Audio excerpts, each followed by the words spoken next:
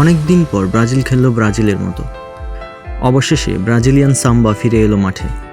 Group পর্বে নিজেদের দ্বিতীয় ম্যাচে প্যারাগুয়েকে 4-1 গোলে গুড়িয়ে দিল ব্রাজিল। রিয়ালের ভিনিসিয়াস জুনিয়র অবশেষে ফিরে এলো ব্রাজিলে, করলেন জোড়া গোল।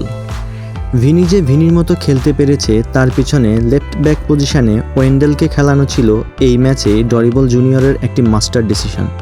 গত ম্যাচে লেফট ব্যাক পজিশনে খেলা অ্যারেনা সেভাবে ওভারল্যাপ করতে পারেনি, স্পিড কম ছিল, ভিনিসিয়াস জুনিয়রকে সেভাবে বল সাপ্লাই দিতে পারেনি।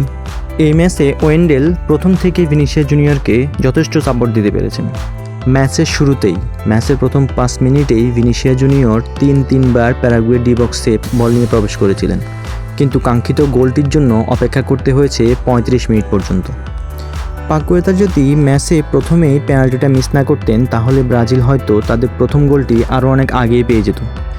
কিন্তু ব্রাজিল যখন ম্যাচের 65তম মিনিটে আবার পেনাল্টি পায় তখন পাকুয়েতা দ্বিতীয় পেনাল্টিতে গোল করে সেই ক্ষতি পুষিয়ে দিয়েছেন। ভিনি চাইলে 65তম মিনিটে পেনাল্টি নিয়ে নিজের হ্যাটট্রিক পূরণ করতে পারতেন, কিন্তু তিনি জানতেন প্রথম পেনাল্টি মিস করা পাকুয়েতার মনোবলটা ফিরিয়ে আনা ব্রাজিলিয়ান টিমের জন্য খুবই জরুরি।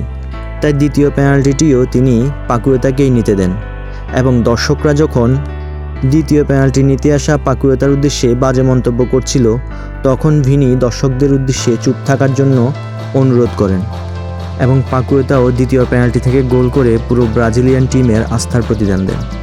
প্রথমবারের মতো স্টার্টিং 11-এ চান্স পেলেন স্যাভিও, এবং দলের হয়ে দ্বিতীয় গোলটি করে নিজের সামর্থ্যের পরিচয় দিলেন। এমন দুর্ধর্ষ, এমন চমৎকার ব্রাজিলকেই দেখতে চায় পুরো বিশ্বের ফুটবল প্রেমীরা। ব্রাজিলের এমন জয় বিবর্ণ কোপা আমেরিকাকে নতুন করে রাঙিয়ে তুলল। গ্রুপ পর্বের তৃতীয় ম্যাচে কলম্বিয়ার বিপক্ষে কঠিন একটি ম্যাচ অপেক্ষা করছে ব্রাজিলের জন্য। আশা করব ব্রাজিল তাদের জয়ের ধারা অব্যাহত রাখতে পারবে।